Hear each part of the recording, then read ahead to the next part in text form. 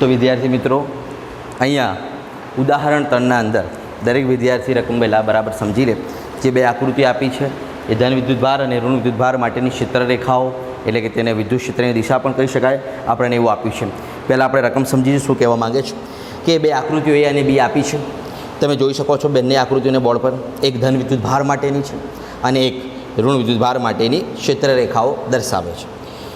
આપણે જાણીએ છીએ કે ધન વિદ્યુતભારની ક્ષેત્રરેખાઓ બહાર તરફની હોય, ઋણ વિદ્યુતભારની અંદર તરફની હોય, એ પ્રમાણેની આકૃતિ છે। તો પહેલો કિસ્સો એમ કહે છે કે સ્થિતિમાનનો તફાવત વીપી માઇનસ વીક્યુ અને વીબી માઇનસ વીએના ચિહ્નો જણાવો। તો આ વીપી માઇનસ વીક્યુ અને વીબી માઇનસ વીએ એ સ્થિતિમાનના તફાવત માટેના ચિહ્નો આપણે મેળવવા માટે તમને આકૃતિમાં બંને વિદ્યુતભારના તંત્ર માટે કંઈક બે બિંદુ આપે છે। પહેલા વિદ્યુતભારમાં પણ કઈ બે બિંદુ આપ્યા છે અને બીજા વિદ્યુતભારમાં પણ કઈ બે બિંદુઓ એ અને બી આપ્યા છે। તો જે બિંદુ આપ્યા છે તમને આકૃતિમાં જે તે સ્થાને દર્શાવેલા છે એ સ્થાનને હું દોરું તો મિત્રો પહેલા વિદ્યુતભારમાં બે બિંદુઓ આપણને પી અને ક્યુ સ્વરૂપે આપ્યા છે। એટલે અહીંયા એક બિંદુ છે પી જેનું નામ છે અને બીજો બિંદુ છે ક્યુ। અહીંયા બીજો બિંદુ છે અહીંયા ક્યુ। ઓકે, તે જ પ્રમાણે ઋણ વિદ્યુતભારના અંદર એ અને બી નામ આપવામાં આવ્યું છે। તો અહીંયા એક બિંદુ છે તેનું નામ છે માની લો કે એ અને બીજો બિંદુ છે અહીંયા બી। ઓકે, હવે કહે છે કેસ નંબર 1 સમજો ખાસ। કેસ નંબર 1 પહેલા કિસ્સામાં એમ કહે છે કે બંને જે બિંદુઓ આપણને બંને વિદ્યુતભારોમાં આપ્યા છે એ અને બી અને પી અને ક્યુ એ બંને માટેના વિદ્યુત સ્થિતિમાનના તફાવતના ચિહ્નો। તો પહેલાં આપણને કહે છે કે વીપી માઇનસ વીક્યુ એન્ડ કહે છે વીબી માઇનસ વીએ ના ચિહ્નો। વીબી માઇનસ વીએ ના ચિહ્નો એટલે કે ધન હશે કે ઋણ હશે જણાવો। દરેક વિદ્યાર્થી સમજે વીપી માઇનસ વીક્યુ અને વીબી માઇનસ વીએના ચિહ્નો જણાવો એવું આપણને કહે છે। તો ચિહ્નો નક્કી કરવા માટે પહેલાં આપણે વીપી માઇનસ વીક્યુને શોધવું પડશે કે વીપી અને વીક્યુની બાદબાકી એટલે કે એમનો તફાવત જો ધન મળી જાય તો આપણે કહી શકીએ કે તેનું ચિહ્ન ધન છે, જો ઋણ મળે તો આપણે કહીશું કે તેનું ચિહ્ન ઋણ છે। એટલે આ બધું નક્કી કરતાં પહેલાં આપણને ખબર હોવી જોઈએ કે વોટ ઇઝ વી। તો આપણે જાણીએ છીએ કે વિદ્યુત સ્થિતિમાનનું સૂત્ર વી બરાબર કે ક્યુ બાય આર। તો આપણે શું જાણીએ છીએ? આપણે જાણીએ છીએ કે વિદ્યુત સ્થિતિમાન વી ઇઝ ઇક્વલ ટુ કે ક્યુ બાય આર। કે ક્યુ બાય આર આ સૂત્ર આપણે જાણીએ છીએ અને આ સૂત્ર પરથી તમે કહી શકો કે V is proportional two 1/r। આ બધું જ આપણે ભણી ગયા છે। તો આ સૂત્ર પરથી હું એમ કહી શકું કે V is proportional two 1/r। એનું મતલબ થયું કે વિદ્યુત સ્થિતિમાન એ અંતરના વ્યસ્ત પ્રમાણમાં છે। એટલે કે અંતર વધે તો વી ઘટે અને અંતર ઘટે તો વી વધે। વ્યસ્ત પ્રમાણનો મતલબ આ જ થાય છે કે જે છેદમાં હોય તે વધે તો જવાબ ઘટે અને આ ઘટે તો વધે। વ્યસ્ત પ્રમાણ એટલે ઉલટું વિરુદ્ધ, બરાબર। તો V is proportional two 1/r જ્યાં સંબંધ આપણને વી બરાબર કે ક્યુ બાય આર પરથી મળેલું છે। આના વિશે આપણે આગળ ચર્ચા કરેલી છે। તો આ કોન્સેપ્ટથી આપણે વીપી એટલે કે પી બિંદુ વિદ્યુત સ્થિતિમાન, વીક્યુ એટલે કે ક્યુ બિંદુ વિદ્યુત સ્થિતિમાન નક્કી કરી શકીશું ઇનડાયરેક્ટલી કોનું વધારે હશે ને કોનું ઓછું હશે। કેવી રીતના? તો પી બિંદુ અને ક્યુ બિંદુનું અંતર નક્કી કરીને, પી બિંદુ અને ક્યુ બિંદુનું શું અંતર નક્કી કરીને આપણે કહી શકીશું કે આનું વિદ્યુત સ્થિતિમાન વધુ છે અને કોનું ઓછું। તો આપણે અહીંયા કહી શકીએ કે આકૃતિ પરથી શું કહી શકીએ? તો અહીં આકૃતિ પરથી, આકૃતિ કઈ તો એ આકૃતિ એ પરથી શું કહી શકો કે પી બિંદુનું વિદ્યુતભારથી જે અંતર હશે એ ક્યુ બિંદુ કરતાં ઓછું હશે। એટલે ક્યુ બિંદુ દૂર છે વિદ્યુતભારથી જોઈ શકો છો અને પી બિંદુ નજીક છે। એટલે આપણે કહી શકીએ આકૃતિ પરથી કે આરપી એટલે કે પી બિંદુનું અંતર, આરપી એટલે કે પી બિંદુનું અંતર એ આર ક્યુ એટલે કે ક્યુ બિંદુના અંતર કરતાં ઓછું છે। એટલે ઇઝ લેસ ધેન, શરત કઈ આવો? Less than. ખાસ સમજો, RP is less than R Q. RP એટલે કે પી બિંદુનું વિદ્યુતભારથી અંતર ઓછું છે ક્યુ બિંદુના અંતર કરતાં, જે આકૃતિમાં તમે જોઈ શકો। એટલે આપણે કહી દીધું આકૃતિ પરથી। આ કેમ લખવું પડ્યું? કારણ કે આપણને વિદ્યુત સ્થિતિમાનનું અંતર સાથેનો સંબંધ ખબર છે કે જો અંતર વધે તો વિદ્યુત સ્થિતિમાન ઘટે અને અંતર ઓછો હોય તો વિદ્યુત સ્થિતિમાન વધુ હોય। બરાબર છે. એટલે આ વ્યસ્ત પ્રમાણ પરથી આપણે કહી શકીએ કે જેનો અંતર ઓછો હશે એનું સ્થિતિમાન વધુ હશે અને જેનું અંતર વધુ હશે તે બિંદુનું સ્થિતિમાન ઓછું હશે. તો આપણે અહીંયા લખી શકીએ કે માટે આરપી એટલે કે પી બિંદુનું અંતર ઓછું છે ક્યુ બિંદુ કરતાં, મતલબ કે તેનું સ્થિતિમાન વીપી એ આના સ્થિતિમાન વીક્યુ કરતાં શું હશે? વધુ. વીપીનું સ્થિતિમાન એ વીક્યુના સ્થિતિમાન કરતાં વધુ હશે. એનું કારણ પી બિંદુ નજીક છે, ક્યુ બિંદુ દૂર છે. તો આ સંબંધ આપણને આકૃતિ પરથી મળ્યું છે, કેમ કે પી અને ક્યુના સ્થાન વિદ્યુત ભારોથી આપણને આપેલા છે. પી નજીક જોવાય છે, ક્યુ દૂર જોવાય છે. એટલે આરપી ઓછો છે, આરક્યુ વધુ છે, એટલે કે તેનું સ્થિતિમાન કોનો? આરપીનો વધુ હોય અને આરક્યુનો ઓછો હોય. તો આ શરત પરથી આપણે ચોક્કસ કહી શકીશું કે વીપી એ ગ્રેટર દેન વીક્યુ છે. એનો મતલબ કે વીપી 10 હોય તો વીક્યુ 8 હોય, 7 હોય, 6 હોય, 5 હોય, ગમે તે હોય પણ ઓછું હોય. એટલે બંનેની બાદબાકી કરો એટલે 10માંથી 5 જાય તો 5 વધે, અથવા 6 હોય તો 4 વધે, કારણ કે ધન મૂલ્ય મળે. એનો મતલબ આપણે લખી શકીએ કે VP minus VQ is greater than 0. બંનેની બાદબાકી કંઈક 0 કરતાં વધુ જવાબ મળશે. એનો મતલબ કે ધન છે. એનો મતલબ કે વીપી માઇનસ વીક્યુનું ચિહ્ન કેવું મળે? ધન. બસ આટલું કહેવાનું હતું. વીપી માઇનસ વીક્યુ કેવો મળશે? ધન મળશે. વાર્તા પૂરી. આટલું કહેવાનું હતું. તો આ આપણને આકૃતિ પરથી ખ્યાલ આવવું જોઈએ કે વીપી માઇનસ વીક્યુનો તફાવત ધન કેમ છે. કારણ કે પી અને ક્યુ બિંદુના સ્થાન પરથી આપણે કહી દીધું કે પીનું સ્થિતિમાન વધુ હશે, ક્યુનું સ્થિતિમાન ઓછો હશે. એનો મતલબ એવું થયું કે પીમાંથી ક્યુ બાદ કરો તો હંમેશા જવાબ ઓલવેઝ ધન મળે, કેમ કે પી મોટો છે. એટલે આપણે કહી શકીએ કે બંનેના તફાવતનું ચિહ્ન ધન છે. તે જ પ્રમાણે બીજા કિસ્સામાં જોઈશે. બીજા કિસ્સાને જોઈએ મિત્રો, તો જો શું કહે છે બીજો કિસ્સો.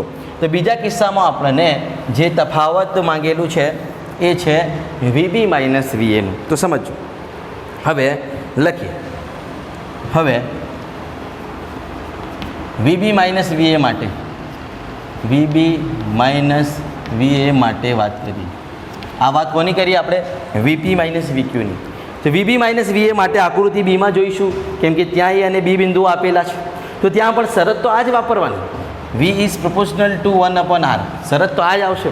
પરંતુ જુઓ કે આ ઋણ વિદ્યુતભાર છે, આ કેવું વિદ્યુતભાર છે? ઋણ. તો આપણે આગળ થિયરીમાં ભણ્યા છે ધન વિદ્યુતભારનું સ્થિતિમાન ધન, ઋણ વિદ્યુતભારનું ઋણ.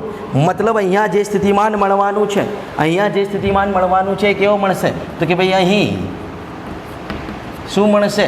તો વી બરાબર ઋણ સ્થિતિમાન મળશે માઇનસ KQ/R. કેમ આવું લખી શકીએ? વિદ્યુતભાર ઋણ છે, વિદ્યુતભાર કેવો છે? ઋણ. મતલબ જે સ્થિતિમાન મળવાનું છે અહીં એ ઋણ મળશે. સંબંધ તો આ જ, V is proportional two 1/r. અંતરના વ્યસ્ત પ્રમાણ, એ પણ અહીં તો કહી શકીએ કે અંતરના વ્યસ્ત પ્રમાણમાં છે. આના ઉપરથી આપણે એમ તો કહી શકીશું કે V is proportional two 1/r. પરંતુ જે સ્થિતિમાન મળવાનું છે એ ઋણ મળવાનું છે. એટલે અહીં એમ તો કહી શકીએ કે V is proportional two 1/r. આ સંબંધ તો અહીં પણ કહી શકીએ, બરાબર. પણ અંતરના મૂલ્ય સાથે જે સ્થિતિમાન મળવાનું છે અહીંયા, એ સ્થિતિમાન એ ઋણ મળવાનું છે. એમ કે સ્થિતિમાન ઋણ મળવાનું કારણ વિદ્યુતભાર ઋણ છે આકૃતિ બીમાં. તો હવે આકૃતિ પરથી શું લખી શકીએ? તો જુઓ, આકૃતિ બી પરથી જે બે બિંદુઓની વાત કરી છે એ અને બી, એ બંને બિંદુઓના અંતર જુઓ, કોણ ઓછું છે કોણ વધુ છે. તો વિદ્યુતભારથી એનું અંતર ઓછો છે અને બીનું અંતર વધુ છે. એનો મતલબ આપણે કહી શકીએ કે RA લેસ દેન RB અથવા તો RB ગ્રેટર દેન RA. બંનેમાંથી ગમે તે સંબંધ તમે લખી શકો. તો આપણે લખીએ કે RAનું અંતર એ RBના અંતર એટલે કે બી બિંદુના અંતર કરતાં ઓછો છે. જોઈ શકો છો, એ નજીક છે અને બી દૂર છે. એટલે RA ઇઝ લેસ દેન. આ લેસ દેનનો મતલબ એવો થયો કે RAનું મૂલ્ય RB કરતાં એટલે કે એ બિંદુના અંતર કરતાં બી બિંદુનું અંતર વધુ છે. હવે જેમ આપણે કીધું આગળ કે જેનું અંતર ઓછો તેનું સ્થિતિમાન વધુ, જેનું અંતર વધુ તેનું સ્થિતિમાન ઓછું. આ શરત તો આપણે જાણીએ જ છીએ. તો એ શરતનો ઉપયોગ કરીએ. તો જો આપણે અહીંયા શું એમ કહી શકીશું કે RAનું જે સ્થિતિમાન હશે, RAનો જે સ્થિતિમાન મળશે એ RB કરતાં વધુ મળશે એવું કહી શકીશું. તો અહીંયા સમજવામાં થોડીક ફેર થઈ શકે છે. અહીંયા ઋણ વિદ્યુતભાર હોવાથી કેટલાક વિદ્યાર્થીઓ કન્ફ્યુઝ થઈ શકે છે, કારણ કે મૂલ્ય ચોક્કસ મોટું મળશે. RA નજીક હોવાથી વિદ્યુત સ્થિતિમાન ચોક્કસ મોટું હશે, પણ મોટું ઋણ હશે. તે જ પ્રમાણે બી બિંદુનું સ્થિતિમાન ચોક્કસ નાનું હશે, પણ નાનું ઋણ હશે. તો તો ઋણ ભાષામાં આપણે શું કહી શકીએ, જે નાનું હોય તે મૂલ્યમાં મોટું હોય અને મોટું હોય તે મૂલ્યમાં નાનું હોય. એને સમજવા માટે આપણે સંખ્યા રેખાનો કોયડો પહેલાં જોઈએ, જેથી તમને ખ્યાલ આવે. તો સંખ્યા રેખામાં આપણે ભણ્યા છીએ ગણિતમાં, કંઈક તમે આવું અભ્યાસ કરી ચૂક્યા હશો કે આ 0 હોય, અહીંયા -1 હોય, અહીંયા -2 હોય, અહીંયા -3. આ સમજાવવું એટલા માટે શું કે કેવી રીતના હું માઇનસ અને પ્લસના ફેરફારથી કોને મોટો અને નાનો બતાવી શકું. કેમ કે આગળ આપણે કેસ નંબર 1માં જે જોયો છે એના કરતાં વિપરીત વસ્તુ સાબિત થવાની છે.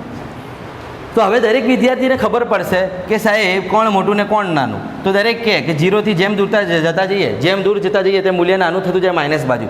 તો 1 મોટો હોય -2 કરતાં, -3 નાનો હોય, તેમ આગળ ને આગળ વધતા જઈએ એમ આગળ ને આગળ જેટલો મોટો મૂલ્ય થતો જાય ઋણમાં એ નાનો થતો જાય. એટલે કે મોટો ઋણ એ મૂલ્યમાં નાનો અને નાનો ઋણ એ મૂલ્યમાં મોટો. કેમ કે -1 એ -2 કરતાં મોટો કહેવાય, -2 એ -3 કરતાં મોટો કહેવાય, બરાબર. પણ આગળ -5 આવે તો એ પાછું નાનો થઈ જાય બધા કરતાં, -10 આ બધા કરતાં નાનો. એટલે કે ઋણમાં જેમ મોટા થતા જઈએ, ઋણમાં જેમ આગળ ને આગળ વધતા જઈએ સંખ્યામાં, એમ મૂલ્ય નાનું નાનું થતું જાય. એટલે કે 0 નજીકની વસ્તુ મોટી કહેવાય, 0થી 1 નજીક કહેવાય એટલે એમ 2 કરતાં મોટું કહેવાય, 3 નાનો કહેવાય, 4 નાનો કહેવાય, 5 એનાથી નાનો કહેવાય, 6 એનાથી નાનો કહેવાય. એટલે આવી સમજણ આપણા પાસે છે. ધનમાં તો આગળ વધીએ એમ મોટું થતું જાય એ તો ખ્યાલ છે, પણ ઋણમાં આગળ વધીએ એમ નાનું થતું જાય. તો આ વસ્તુને મગજમાં રાખી હવે આ સમીકરણને ઉકેલીએ તો લગભગ બધાને ખબર પડી જશે. તો હું કહું RA RB છે, એનો મતલબ RAનું અંતર, એ બિંદુનું અંતર એ વિદ્યુત ભારથી ઓછો છે. તો હું એમ લખી શકું કે RA એટલે કે એ બિંદુ પાસેનું અંતર જે છે RA એ ઓછું છે, એનો મતલબ કે તેનું સ્થિતિમાન VA એ મોટું મળશે. મોટું તો મળશે, પણ મોટું કેવું મળશે તો કેમ ઋણ મળશે, કારણ કે વિદ્યુત સ્થિતિમાન ઋણ છે. વિદ્યુત સ્થિતિમાન ઋણ મળશે કારણ કે વિદ્યુત ભાર ઋણ છે. એટલે આપણે કહી શકીએ કે RA માટેનું સ્થિતિમાન મોટું તો મળશે પણ ઋણ મોટું મળશે. મોટું તો મળશે પણ ઋણ મોટું મળશે.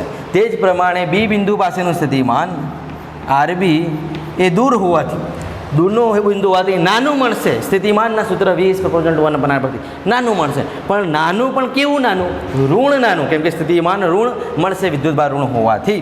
એટલે આપણે કહી શકીએ VB એ નાનું મળશે. નાનું પણ કેવું નાનું તો કે ઋણ નાનું. હવે ઋણમાં જે મોટું હોય એ નાનું મૂલ્ય થઈ જાય, નાનું એ મોટું મૂલ્ય થઈ જાય. આ સંખ્યા રેખામાં આપણે સમજીએ મોટું એટલે કે આગળને આગળ વધતા જાઓ તો એ મૂલ્યમાં નાનો બનતો જાય, અને નાનું એટલે કે 0થી નજીકનું એ મૂલ્યમાં મોટો બની જાય. એટલે અહીંથી હું ડાયરેક્ટ કહી શકું કે માટે હું શું લખી શકું કે RA મોટું ઋણ હોવાથી એ નાનું બની જાય અને RB નાનું ઋણ હોવાથી એ મૂલ્યમાં મોટું બની જાય. એટલે આપણે લખી શકીએ કે VB જે નાનું ઋણ છે એ મૂલ્યમાં મોટું બનશે અને VA એ મોટું ઋણ છે એ મૂલ્યમાં નાનું બનશે. એટલે બંને વચ્ચેનો જે સંબંધ આવશે હવે આવી રીતના આપણે લખી શકીએ. VB is greater then VA. કેમ કે B નાનું ઋણ હોવાથી, VB જે છે એ નાનું ઋણ હોવાથી મૂલ્યમાં મોટું બની ગયું. આ જ ખબર પડતી નથી વિદ્યાર્થીઓને. RA RB પરથી જેમ અહીંયા લખ્યું હતું એમ ડાયરેક્ટ લખી દે, પણ એવું આપણને કરવાનું નથી અહીંયા. કેમ કે અહીંયા સ્થિતિમાન ઋણ છે. જો ડાયરેક્ટ આવી રીતના બેઠું સાબિત કરશો તો જવાબ ખોટું આવશે. કેમ કે ચોખ્ખું ધ્યાન આપવાનું છે, અહીંયા વિદ્યુત સ્થિતિમાન ઋણ મળવાનું છે, એટલે કે વાત ઉલટી થાય. તો VB ગ્રેટર દેન VA મળ્યું એટલે આના ઉપરથી તમે લખી શકો કે VB minus VA is greater than 0. હવે આ તો કેમ આવ્યું એ તમને ખબર પડી જાય કે VB મોટું છે એટલે એ બાદ કરશો એ નાનું છે, એનો મતલબ કે જવાબ કંઈ ધન મળશે, જે અહીં સમજાવ્યું છે. એટલે આપણે લખી શકીએ કે બંનેના તફાવતનું ચિહ્ન ધન છે. VB માઇનસ VA એ કંઈક ધન મૂલ્ય ધરાવે છે એવું આપણે કહી શકીએ. તો આટલા સુધી વાત આપણે આ દાખલામાં જે પહેલા કિસ્સાનો બીજો ભાગ છે એને સોલ્વ કરી શકીએ. બોલો, ખ્યાલ આવ્યો આટલા સુધી? મિત્રો ખ્યાલ આવ્યો આટલા સુધી? ઓકે. તો આ પહેલો કિસ્સો હતો. જુઓ, સમજણનો પ્રશ્ન છે, થિયરિકલ છે, હા ચોક્કસ લેન્ધી છે, પરંતુ સમજણ બહુ છે આના અંદર કે વિદ્યુત સ્થિતિમાનના કન્સેપ્ટ આપણા પાસે હોવા જોઈએ. નજીકના બિંદુ માટે દૂરના બિંદુ શું હોય, વિદ્યુત સ્થિતિમાનનો અંતર સાથે શું સંબંધ છે, એનો ગ્રાફ પણ આપણે સમજીએ છીએ, બધું સમજ્યા છીએ, ક્યારે ધન, ક્યારે ઋણ, ક્યારે વધુ, ક્યારે ઓછું, આ બધું આપણને ખ્યાલ છે. બીજો કિસ્સો જોઈશું મિત્રો. તો ચલો બીજા કિસ્સામાં હવે શું કહે છે કે એક ખાસ સમજો બીજા કિસ્સાને. એક નાના ઋણ વિદ્યુત ભારની Q અને P તથા એ અને બી બિંદુઓ વચ્ચે સ્થિતિ ઉર્જાના તફાવતના ચિહ્નો જણાવો. એક નાના ઋણ વિદ્યુત ભારની ક્યુ અને પી તથા એ અને બી, એટલે આપણને જે બિંદુઓના ક્રમ આપે છે ક્રમ જાળવવાના. ક્યુ અને પી વચ્ચે સ્થિતિ ઉર્જાનો તફાવત અને એ અને બી વચ્ચે સ્થિતિ ઉર્જાનો તફાવત. તો સમજો ખાસ. કેસ નંબર બી આપણે હવે લખીએ છીએ. ઓકે, કેસ નંબર બી.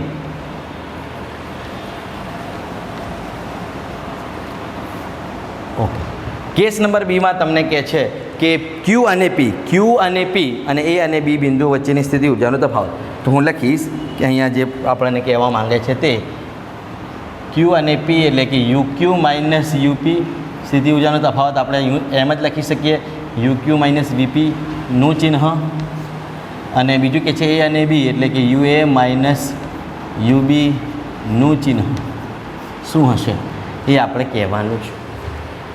ત્યારે પણ સમજો ખાસ, શબ્દ વાપર્યું છે એક નાના ઋણ વિદ્યુત ભારને ક્યુ અને પી તથા એ અને બી બિંદુએ મૂકીએ તો, આ બિંદુઓ પાસે નાના ઋણ વિદ્યુત ભારને મૂકીએ તો તેની સ્થિતિ ઉર્જાના તફાવતનું ચિહ્ન. તો મિત્રો પહેલા કિસ્સાને આપણે સોલ્વ કરીએ. નંબર 1 આને કહીએ નંબર 1, આને કહીએ નંબર 2. પહેલાં આપણે લખીએ યુક્યુ માઇનસ યુપી. ફક્ત આપણે કોન્સેપ્શિયલ વાત જ કરવાની છે મિત્રો, આકૃતિની ભૂમિતિ પરથી. તો જુઓ, એક નાનો ઋણ વિદ્યુત ભાર આપણે પહેલાં ક્યુ બિંદુ પાસે મૂકીએ. દરેક ધ્યાન આપે. એક નાનકડો વિદ્યુત ભાર હું પહેલાં ક્યુ બિંદુ પાસે મૂકું છું અહીંયા. ઓકે, નાનકડો પણ કેવો તો ઋણ. એક નાનકડો પરીક્ષણ વિદ્યુત ભાર જેને કહી શકાય એને ક્યુ બિંદુ પાસે હું મૂકી દીધું. ઓકે, તો ક્યુ બિંદુ પાસે તેની સ્થિતિ ઉર્જા કેવી હશે? તો બધા કહેશે સાહેબ ક્યુ બિંદુ પાસે મૂક્યું એટલે શરૂઆતમાં સ્થિર હશે, પરંતુ આ ધન વિદ્યુત ભાર હોવાથી તેને પોતાની તરફ ખેંચશે, એટલે હવે તેની સ્થિતિ ઉર્જાનું ગતિ ઉર્જામાં રૂપાંતર થશે. એટલે કે પી બિંદુ પાસે તે આવશે ત્યારે તેની સ્થિતિ ઉર્જા ઘટશે, કેમ કે હવે એ ગતિમાં આવી ગયો છે. ઋણ વિદ્યુત ભાર ગતિમાં આવી ગયો છે, ધન વિદ્યુત ભાર તેને પોતાની તરફ ખેંચશે. ક્યુ બિંદુએ મૂક્યો ત્યારે સ્થિર હતો, પણ ડાયરેક્ટ ખેંચાઈ ગયો કેમ કે આ પ્લસ વિદ્યુત ભાર હતો. તો પ્લસ અને માઇનસ હોવાથી આકર્ષણ થશે. આ બધું ના યાદ રાખવું હોય તો સિમ્પલ શબ્દોમાં એટલું યાદ રાખવાનું કે જ્યારે આકર્ષણ બળ થતું હોય તો સ્થિતિ ઉર્જાના મૂલ્યમાં શું થાય અને અપાકર્ષણ થતું હોય તો સ્થિતિ ઉર્જાના મૂલ્યમાં શું થાય. બરાબર? તો જ્યારે આકર્ષણ બળ લાગે ત્યારે સ્થિતિ ઉર્જાનું મૂલ્ય મિત્રો શું થશે? ઘટશે. કારણ કે આકર્ષણના કારણે વિદ્યુતભાર ગતિમાં આવી જશે, એટલે કે સ્થિતિ ઉર્જાનું ગતિ ઉર્જામાં રૂપાંતર થાય. અને અપાકર્ષણ બળ લાગે તો સ્થિતિ ઉર્જાનું મૂલ્ય વધે, કેમ કે અપાકર્ષણ બળના કારણે વિદ્યુત ભાર પોતાની ગતિને ધીમી કરે. બરાબર? એટલે આટલું યાદ રાખવાનું તો એમસીક્યુ પણ આવડી જશે. શું યાદ રાખવાનું? અહીંયા હિન્ટ સ્વરૂપે લખી દઉં છું કે આકર્ષણ બળ, આ યાદ રાખો તો એમસીક્યુ પણ પૂછાય છે. ઇલેક્ટ્રોન અને પ્રોટોન માટે, ઇલેક્ટ્રોન માટે 2 પ્રોટોન માટે હવે એમસીક્યુ પણ પૂછાય છે. આકર્ષણ હોય તો શું થાય? સ્થિતિ ઉર્જાનું મૂલ્ય. અને અપાકર્ષણ હોય તો શું થાય? એ ગોખી નાખો. ચાલો, તો આકર્ષણ બળના અંદર આકર્ષવાના કારણે વિદ્યુતભાર ગતિમાં આવી જાય, એટલે કે સ્થિતિ ઉર્જાનું ગતિ ઉર્જામાં રૂપાંતર થાય, એટલે કે સ્થિતિ ઉર્જા ઘટે અને ગતિ ઉર્જા વધે. આકર્ષણમાં ઘટે અને અપાકર્ષણમાં વધે. આ ખાસ યાદ રાખજો, આ તમારે ખાસ યાદ રાખવાનું છે. તો આના ઉપરથી એમસીક્યુ પણ પૂછાય છે, તે આવડી જશે. તો આકર્ષણમાં સ્થિતિ ઉર્જા ઘટશે અને અપાકર્ષણમાં વધશે. તો આપણે અહીંયા કહી શકીએ કે જ્યારે ક્યુ બિંદુ પાસેની સ્થિતિ ઉર્જા શોધીએ તો એના કરતાં પી બિંદુ પાસેની સ્થિતિ ઉર્જા ઘટી ગઈ હશે, કેમ કે આકર્ષણ છે, ક્યુથી પી તરફ આવી રહ્યા છે. તો ક્યુ બિંદુ પાસે વધુ મૂલ્ય હશે, પી બિંદુ પાસે ઓછું હશે. એટલે આપણે અહીં ડાયરેક્ટ લખી દેવાનું કે અહીં આકૃતિ પરથી આપણે શું સમજ્યા? આકૃતિ પરથી સમજ્યા કે ક્યુ બિંદુ પાસેની સ્થિતિ ઉર્જા એ પી બિંદુ પાસેની સ્થિતિ ઉર્જા કરતાં વધુ હશે. યુક્યુ ઇઝ ગ્રેટર દેન યુપી. કેમ? કોન્સેપ્ટ આપણને ખબર છે. ક્યુથી પી તરફ આવી રહ્યા છે, ક્યુથી પી તરફ, એટલે કે આકર્ષણ બળ આવી રહ્યો છે. પ્લસ અને માઇનસ વચ્ચે આકર્ષણ બળ છે, એટલે આકર્ષણમાં તો સ્થિતિ ઉર્જા ઘટે, માટે ક્યુ બિંદુ પાસેની સ્થિતિ ઉર્જા એ પી બિંદુ પાસે કરતાં વધુ હશે. તો UQ is greater than UP માટે આપણે ફરીથી એમાં લખી શકીએ UQ minus UP is greater than 0. મતલબ કે બંનેનો તફાવત પણ કંઈક ધન મૂલ્ય ધરાવે છે, જેમ આગળ આપણે સ્થિતિમાન માટે કહ્યું. એટલે કે ચોક્કસ અહીંયા પણ દરેકને ખબર પડી ગઈ હશે કે બંનેની બાદ બાકીનું ચિહ્ન કેવું મળશે? તો ધન મળશે. ગ્રેટર દેન 0 એટલે કે ધન. તો આ વસ્તુ પણ દરેકને ખ્યાલ આવી હશે કે આ કેવી રીતના સોલ્વ થાય છે. એટલે કન્સેપ્ચ્યુઅલ કરવું હોય તો એ કામ થાય. અને આ યાદ રાખી લો કે આકર્ષણ હોય તો સ્થિતિ ઉર્જા ઘટે, અપાકર્ષણ હોય તો એ વધે. તો આ વસ્તુ પણ યાદ હશે તો પણ આવા કોયડાઓ સોલ્વ કરી શકશો. જો તમને યાદ ના હોય કે આકર્ષણમાં વધે કે ઘટે કે અપાકર્ષણમાં વધે ઘટે, તો એ આપણે કોન્સેપ્ચ્યુઅલ રીતે સોલ્વ કરી શકીએ કે વિદ્યુત ભારને અહીં મૂકો તો શરૂઆતમાં સ્થિર હોય એટલે સ્થિતિ ઉર્જા મહત્તમ હોય, પણ આકર્ષણ બળના કારણે હવે એની સ્થિતિ ઉર્જાનું ગતિ ઉર્જામાં રૂપાંતર થાય. એટલે કે પી બિંદુ પાસેથી પસાર થશે ત્યારે તેના પાસે ગતિ ઉર્જા વધતી જતી હશે અને સ્થિતિ ઉર્જા ઘટતી જતી હશે. એટલે કે આના કરતાં તો ચોક્કસ ઓછી જશે આ બિંદુ પાસે. એટલે કહી શકો કે આની સ્થિતિ ઉર્જા વધુ છે અને અહીંયા સ્થિતિ ઉર્જા ઓછી છે. તો આવી રીતે તમે વિચારી પણ શકો, ઇમેજિન પણ કરી શકો. એટલે કે આ થયો પહેલો કેસ. ચલો હવે બીજો કેસ જોઈએ. એટલે કે બીજા કિસ્સામાં બીજો કિસ્સો, બરાબર. તો યુએ માઇનસ યુબીનું ચિહ્ન, યુએ માઇનસ યુબીનું ચિહ્ન શું થાય? ચલો અહીંયા શું જવાબ આવ્યું? તો કે ભાઈ ધન. હવે અહીંયા શું જવાબ આવશે જોશું. તો યુએ માઇનસ યુબી, તો એનો મતલબ એમ કહે છે કે એ બિંદુ પાસે પહેલાં મૂકીએ છીએ વિદ્યુતભાર અને પછી બી બિંદુ પાસે જાય છે. એનો મતલબ એવો થયો, બરાબર. પણ કેવો વિદ્યુતભાર? નાનું ઋણ. તો આકૃતિ બીમાં નાનો ઋણ વિદ્યુતભાર પહેલાં હું એ બિંદુ પાસે મૂકીશ. તો નાનો ઋણ વિદ્યુતભાર એ બિંદુ પાસે મૂકી દીધો. લ્યો નાનો ઋણ. તો નાનો ઋણ વિદ્યુતભાર જ્યારે એ બિંદુ પાસે મૂકીએ તો જોઈ શકીએ છીએ આ પર ઋણ અને આ પર ઋણ, એટલે અપાકર્ષણ બળ લાગશે અને આ વિદ્યુતભાર એ બિંદુથી બી બિંદુ તરફ ગતિ કરવાનો ચાલુ કરશે. હવે તમે ડાયરેક્ટ પણ કહી શકો, જેમ યાદ રાખ્યું છે કે અપાકર્ષણ હોય તો વધે, એટલે કે આ બિંદુ કરતાં આ બિંદુ પાસે સ્થિતિ ઉર્જા શું થાય એ સમજવાનું છે તમારે. અને આકર્ષણ હોય તો શું થાય એ કોન્સેપ્ટ પણ તમે વાપરી શકો છો. તો જેમ આપણે અહીંયા આગળ સમજ્યું તે પ્રમાણે કહી શકીએ કે બી બિંદુ અને એ બિંદુની વાત કરી છે, બંને વચ્ચે સ્થિતિ ઉર્જાનો ફેરફાર કયો છે, પરંતુ રકમ આપણને પહેલાં એમ કહે છે કે એ બિંદુ પાસે નાના વિદ્યુત ભારને મૂકો. હવે શું થશે? એ બિંદુ પાસે સ્થિતિ ઉર્જા અને બી બિંદુ પાસે સ્થિતિ ઉર્જાનો તફાવત કેવો મળશે? તો મિત્રો તમે એ બિંદુ પાસે કોઈ બિંદુ જે એ છે એના પાસે વિદ્યુત ભારને મૂકી દીધો. હવે બંને ઋણ થઈ ગયા. જે આપણો બાહ્ય વિદ્યુત ભાર છે તે પણ ઋણ છે, અહીંયા જે આપણે મૂક્યો છે એ પણ ઋણ છે. હવે આ શું કરશે? શું કરશે? ગતિમાં આવી જશે. અપાકર્ષણ બળ લાગશે એટલે ગતિમાં આવી જશે. એનો મતલબ એવું થયું કે એ બિંદુ પાસે સ્થિતિ ઉર્જા વધુ થાય અને બી બિંદુ પાસે તેની સ્થિતિ ઉર્જા ઘટતી જાય, બરાબર. તો કહી શકીએ UA is greater than UB. અહીં પણ એવું કહી શકીએ. તો મિત્રો લખી શકીએ આકૃતિ પરથી આપણે લખી શકીએ UA is greater than UB માટે UA minus UB is greater than 0. એટલે ફરીથી અહીંયા પણ ચિહ્ન ધન આવશે, એટલે કે યુએ માઇનસ યુબીનું ચિહ્ન કેવું મળશે? ધન મળશે. આ સિમ્પલ ગણિત છે, તો ચિહ્ન અહીંયા ધન આવ્યું. તો આ થયા બે કિસ્સા પૂરા. આ થયા બે કિસ્સા પૂરા. તો મિત્રો સ્થિતિ ઉર્જા ક્યારે ધન ક્યારે ઋણ, આકર્ષણમાં કેવું અપાકર્ષણમાં કેવું, બધું આપણે યાદ રાખવાનું છે, બરાબર. ખાસ ધ્યાન આપજો. વિદ્યુતભારની ગતિ કઈ દિશામાં થઈ રહી છે. જો તમને વિદ્યુતભાર બીથી એ તરફ લઈ જવાનું કે બીથી એ તરફ લઈ જવાનું કે તો મતલબ તમે અપાકર્ષી બળની વિરુદ્ધ જઈ રહ્યા છો. અપાકર્ષી બળની વિરુદ્ધ જઈ રહ્યા છો તો બી બિંદુ કરતાં એ બિંદુ પાસે સ્થિતિ ઉર્જા પાછી વધશે. એટલે તમે અપાકર્ષણ બળની વિરુદ્ધ જશો તો તમારે આ કિસ્સો વાપરવો પડશે કે તમે અપાકર્ષણ બળની વિરુદ્ધ જઈ રહ્યા છો, એટલે કે અપાકર્ષણ લાગવાના કારણે સ્થિતિ ઉર્જામાં શું થશે? વધારો થશે. જેમ તમે બાઇક પર જાઓ છો તો બાઇક પર સવારી કરતા હો ત્યારે હવાનો અવરોધ તમને નડતો હોય છે, તેમ અહીંયા વિદ્યુત ભારને આપણે બીથી એ તરફ લઈ જઈએ તો તેના ઉપર અપાકર્ષણ બળનો અવરોધ નડે, બરાબર. તો કે તેની જે ગતિ છે એ ધીમી પડતી જાય, તેની ગતિ ધીમી પડતી જાય. જેમ નજીક જાય તેમ સ્થિર થતો જાય, ધીમે ધીમે ધીમે ધીમે ઘટાડો થતો જાય. એટલે આવી રીતના તમે આ બે કિસ્સાને પણ યાદ રાખજો, આકર્ષણ અને અપાકર્ષણ, જે તે MCQમાં કામ લાગશે. સાથે સાથે જેવી રીતના આપણે સમજાવ્યું કે મૂકો ત્યારે સ્થિર હોય અને એકદમથી ગતિ કરતો થઈ જાય તો સ્થિતિ ઉર્જાનું ગતિ ઉર્જામાં રૂપાંતર થાય, એ પ્રમાણે પણ તમને આવડવું જોઈએ. હવે જે આગળનો કિસ્સો છે એ જોઈશું મિત્રો. એટલે પહેલાં આનો સ્ક્રીનશોટ લઈ લો, એટલે આગળના બે કિસ્સા પછી આપણે જોઈએ. ચલો ફટાફટ સ્ક્રીનશોટ લઈ લો. તો ચલો મિત્રો હવે ત્રીજા કિસ્સામાં જુઓ શું કહેવા માંગે છે. કેસ નંબર 3, દાખલાનો ત્રીજો કિસ્સો. એક નાના ઋણ વિદ્યુત ભારને બીથી એ લઈ જવા બાહ્ય બળ વડે થતા કાર્યનું ચિહ્ન જણાવો.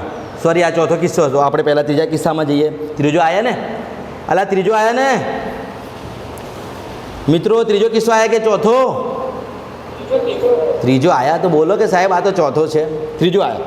એક નાના ધન વિદ્યુત ભારને ક્યુથી પી લઈ જવામાં ક્ષેત્ર વડે થતા કાર્યનું ચિહ્ન જણાવો. એટલે રકમ ખાસ વાંચવાની, કયો વિદ્યુત ભાર મૂક્યો છે, ક્યાંથી ક્યાં જઈ રહ્યો છે, કોની વિરુદ્ધમાં જઈ રહ્યો છે, આ બધું સમજો. એટલે ત્રીજા કિસ્સામાં કહે છે એક નાના ધન વિદ્યુત ભારને ક્યુથી પી, આપણે ક્યાં જઈ રહ્યા છીએ, ક્યુથી પી લઈ જવામાં ક્ષેત્ર વડે થતું કાર્ય. અહીંયા બે બળ લાગશે, એક વિદ્યુતીય બળ અને બીજો બાહ્ય બળ. બરાબર, અહીંયા ક્ષેત્ર વડે થતું કાર્ય કીધું છે, એટલે કે વિદ્યુતીય બળની અસર આપણે જોવી પડશે. બરાબર, ક્યાંથી ક્યાં લઈ જઈએ છીએ, તો એક નાના ધન વિદ્યુત ભારને ક્યુથી પી તરફ લઈ જઈએ છીએ. એટલે હવે અહીં ક્યુ બિંદુ પાસે ધન વિદ્યુત ભારને મૂકીશું. સમજો, એક નાનકડા ધન વિદ્યુત ભારને અહીંયા ક્યુ બિંદુ પાસે મૂકીશું. ઓકે, આ થઈ ગયો એક નાનકડો ધન વિદ્યુત ભાર માની લો. એને આપણે ક્યુથી પી તરફ લઈ જઈએ છીએ, ક્યુથી પી તરફ લઈ જઈએ છીએ.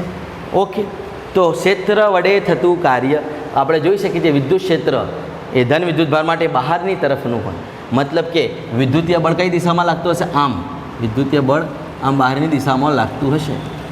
FE જેને તમે કહો છો, વિદ્યુતીય બળ FE તમે જેનો કહો છો એ આમ બહારની તરફ લાગતું હશે. હવે ક્યુથી પી તરફ જો ધન વિદ્યુત ભારને લાવવું હોય, આ ધન વિદ્યુત ભારને, એનું મતલબ કે આપણે તેના ઉપર કંઈક એક્સટર્નલ બળ આપીએ છીએ, બાહ્ય બળ F એક્સટર્નલ આપીને તેને ક્યુથી પી તરફ લઈ જઈએ છીએ. પરંતુ આપણે એને અહીંયા બાહ્ય બળ વડે થતું કાર્ય શોધવાનું નથી કીધું, આપણને શું કીધું છે, ક્ષેત્ર વડે થતું કાર્ય, એટલે કે ક્ષેત્રીય બળ વડે થતું કાર્ય શોધવાનું કહે છે. એટલે ચોક્કસ હવે તમને ખ્યાલ આવશે, આપણે આવી રહ્યા છે વિદ્યુત ભાર તરફ અને બળ લાગી રહ્યો છે બહારની તરફ, મતલબ કે આપણા સ્થાનાંતરની દિશા બળની દિશાથી વિરુદ્ધ છે. આ બળની દિશા છે F સદિશની, અને આપણા સ્થાનાંતરની દિશા બળની વિરુદ્ધ છે. જોઈ શકો છો તમે આકૃતિમાં. આપણે ક્યુથી પી તરફ આવી રહ્યા છે અને બળ લાગી રહ્યો છે પીથી ક્યુ તરફનું.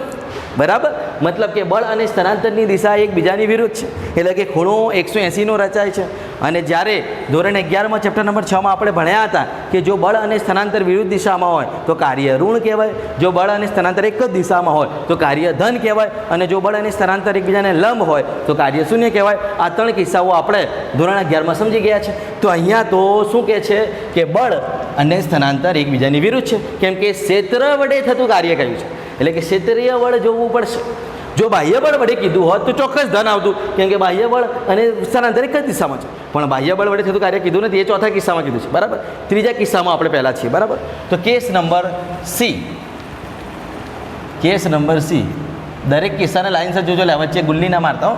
કેસ નંબર સી શું કહે છે કે એક નાના ધન વિદ્યુત ભારને ક્યુથી પી તરફ લઈ જતા ક્ષેત્ર વડે થતું કાર્ય. એક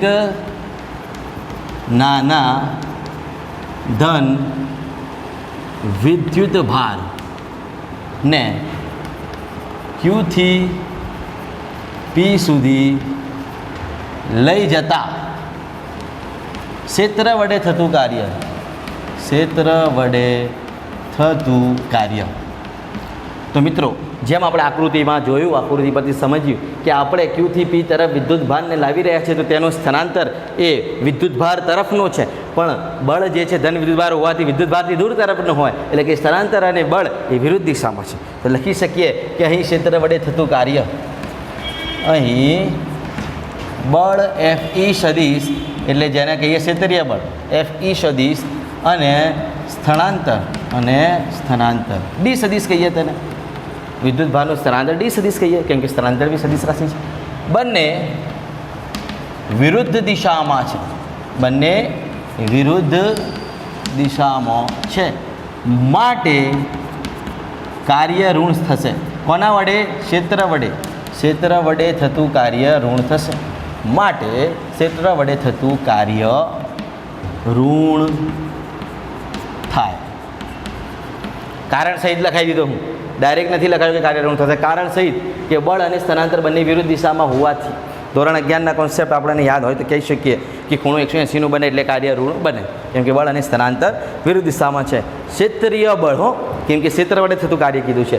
જો ચોક્કસ તમને અહીંયા બદલી નાખે કેસને કે એક નાના વિદ્યુત ભારને ધન વિદ્યુત ભારને ક્યુથી પી તરફ લઈ જતા બાહ્ય બળ વડે થતું કાર્ય શોધો, તો ચોક્કસ તે ધન આવતો, કેમ કે બાહ્ય બળ અને તેનો સ્થાનાંતર વિદ્યુત ભારમાં એક જ દિશામાં છે, જેને આપણે કહી શકીએ એક્સટર્નલ. બરાબર, પણ અહીંયા તો ક્ષેત્ર બળ માટે કીધું છે. ઓકે, તો આ વાત થઈ કેસ નંબર સી ની. હવે કેસ નંબર ડી જોઈશું. ચલો, કે એક નાના ઋણ વિદ્યુત ભારને, હવે કહે છે એક નાનો ઋણ વિદ્યુત ભાર છે અને તેને બીથી એ તરફ લઈ જવા બાહ્ય બળ વડે થતું કાર્યનું ચિહ્ન, બાહ્ય બળ વડે થતું કાર્યનું ચિહ્ન હવે કહે છે અને બીથી એ તરફ લઈ જવાનું છે. તો સમજો એક નાનકડો ઋણ વિદ્યુત ભાર હવે હું અહીં મૂકીશ બી બિંદુએ. ઓકે, તેને ક્યાં લઈ જવું છે? તો કે બીથી એ તરફ લઈ જવું છે. કયા બળની અસર હેઠળ? તો કે બાહ્ય બળ. તો જે બાહ્ય બળ આપણે લગાવીશું એ કયો હશે અહીંયા? તો આના ઉપર જે બળ લગાડીશું એ એફ એક્સટર્નલ લગાડીશું. બાહ્ય બળ એફ એક્સટર્નલ સદીશ જે લગાડીશું એ કઈ દિશામાં હશે? તો કે આવી રીતના ઉપરની દિશામાં લગાડીશું આમ બાહ્ય બળ વડે. તો બાહ્ય બળ આપતા આ ઋણ વિદ્યુત ભાર બીથી એ તરફ જઈ રહ્યો છે ત્યારે તેનો બળ અને સ્થાનાંતર કઈ દિશામાં છે? તો તમે જોઈ શકો છો કે બળ પણ આમ લાગશે અને બીથી એ તરફ વિદ્યુત ભાર પણ આમ જ જશે, એટલે કે બળ અને સ્થાનાંતર એક જ દિશામાં છે. તો આપણે કહી શકીએ કે બંને એક જ દિશામાં હોવાથી કાર્ય કેવું મળશે? તો કે ભાઈ ધન મળશે. તો લખીએ case number D. Case number D, એક નાના ઋણ વિદ્યુત ભારને, એક નાના ઋણ વિદ્યુત ભારને બીથી એ તરફ, બીથી એ તરફ બાહ્ય બળ વડે લઈ જતા, બાહ્ય બળ વડે લઈ જતા થતા કાર્યનું ચિહ્ન, થતા કાર્યનું ચિહ્ન તો કેવું મળશે? તો ધન મળશે. આપણે સાબિત કરી લીધું કેમ કે બાહ્ય બળ આ છે એફ સદીશ, બાહ્ય બળની દિશા તમે જોઈ શકો છો આકૃતિમાં, અને સ્થાનાંતર વિદ્યુત ભારની દિશા, સ્થાનાંતર કઈ દિશામાં છે? તો બીથી એ તરફ, બંને એક જ દિશામાં છે એટલે કે કાર્ય કેવો મળે? તો ધન મળે. તો લખી શકીએ અહીં બાહ્ય બળ, અહીં બાહ્ય બળ એફ એક્સટર્નલ સદીશ અને વિદ્યુત ભારનું સ્થાનાંતર જે છે તે વિદ્યુત ભારનું સ્થાનાંતર ડી સદીશ, તેને આપણે કહી શકીએ વિદ્યુત ભારનું સ્થાનાંતર ડી સદીશ, બંને એક જ દિશામાં છે, એક જ દિશામાં હોવાથી કાર્ય ધન મળે, કાર્ય ધન મળે. ઓકે, તો આ પણ આપણે સમજી લીધું કાર્ય ધન કેમ મળે છે. તો બંનેની દિશા એક જ છે એટલે ખૂણો cos 0 1 થાય એટલે કે કાર્ય ધન મળશે. આપણે શાબ્દિક ભાષામાં લખ્યું છે કેમ કે પ્રશ્ન આપણને શાબ્દિક રીતે પૂછેલો છે. ચલો છેલ્લો અને હવે અંતિમ કિસ્સો જોઈએ કે બીથી એ જવામાં એક નાના ઋણ વિદ્યુત ભારની ગતિ ઉર્જા વધે કે ઘટે? તો જુઓ મિત્રો, આ જ કિસ્સામાં આપણે આગળ વધીએ કે નાનો ઋણ વિદ્યુત ભાર આપણે બીથી એ તરફ લઈ જઈએ તો શું તેની ગતિ ઉર્જા વધશે કે ઘટશે? તો ચોક્કસ ઘટશે, કારણ કે આ પણ ઋણ વિદ્યુત ભાર છે, આ પણ ઋણ વિદ્યુત ભાર છે, એટલે આપણે બીથી એ તરફ જઈએ તો આપણે આ ઋણ વિદ્યુત ભારના અપાકર્ષણ બળની વિરુદ્ધ જઈ રહ્યા છે અને અપાકર્ષણ બળની વિરુદ્ધ જઈ રહ્યા છે એનો મતલબ કે આપણી ગતિ ઉર્જા ચોક્કસ ઘટશે. તો બીથી એ તરફ જવા માટે ગતિ ઉર્જામાં ઘટાડો થાય, જે આકૃતિની ભૂમિતિ પર તમે સમજી શકો છો. જેમ હું આગળ કીધું કે તમે બાઇક લઈને જાઓ અને પવન તમારાથી વિરુદ્ધ દિશામાં ફૂંકાતો હોય તો તમારી ઉર્જા ઘટે, તમારી ગતિ ઉર્જા ઘટે, બરાબર, પરંતુ તમારી જ દિશામાં પવન હોય તો વધે.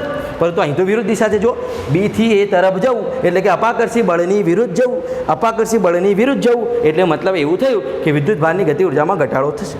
એટલે કેસ નંબર ઈ, કેસ નંબર ઈ શું કહે છે કે જો આપણે બીથી એ તરફ જઈએ તો ગતિ ઉર્જા વધે કે ઘટે? બીથી એ તરફ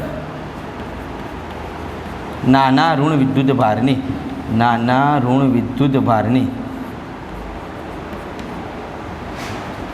ગતિ ઉર્જા ખાલી જગ્યા વધારો થાય કે ઘટાડો? તો જવાબ લખીશું ઘટાય અથવા તો ઘટાડો થાય, ઘટાડો થાય. આકૃતિ પરથી કહી શકીએ આપણે એમ કે આપણે ઋણ વિદ્યુત ભારને ઋણ વિદ્યુત ભારના ક્ષેત્રમાં લઈ જઈએ છીએ એટલે કે અપાકર્ષી બળ લાગશે અને અપાકર્ષી બળની વિરુદ્ધ જઈ રહ્યા હોવાથી તેની ગતિ ઉર્જામાં ઘટાડો થાય. એ કારણ લખવું હોય તો તમે કૌંસમાં લખી શકો કે અપાકર્ષી બળની વિરુદ્ધ જઈ રહ્યા છે, અપાકર્ષણ બળ લાગવાથી, અપાકર્ષણ બળ લાગતું હોવાથી તેની ગતિ ઉર્જામાં ઘટાડો થશે. એનો મતલબ કે સ્થિતિ ઉર્જામાં વધારો થશે. ઉલટું આ પણ પૂછી શકે, જેમ હું આગળ કહ્યું હતું, અહીંયા લખ્યા છે કોન્સેપ્ટ કે અપાકર્ષણ હોય તો શું થાય, તો સ્થિતિ ઉર્જા વધે. જો હવે તમને ખ્યાલ આવશે. આપણે અપાકર્ષણ બળની વિરુદ્ધ જઈએ તો ગતિ ઘટે તો સ્થિતિ વધે, ગતિ ઉર્જામાં ઘટાડો થાય, સ્થિતિ ઉર્જા વધારો થાય, એટલે અપાકર્ષણ માટે વધારો થાય અને આકર્ષણ માટે ઘટાડો થાય. જે આગળ સમજાવ્યું છે એ આ કિસ્સા પરથી પણ તમે વ્યવસ્થિત રીતે સમજી શકો છો, યાદ રાખી શકો છો. તો આ હતા મિત્રો 4 કેસ જે તમારા ઉદાહરણ 2.3ના હતા, જે શાબ્દિક વર્ણન જે વાત છે એનો પણ તમે સ્ક્રીનશોટ લઈ લો. ચલો ફટાફટ.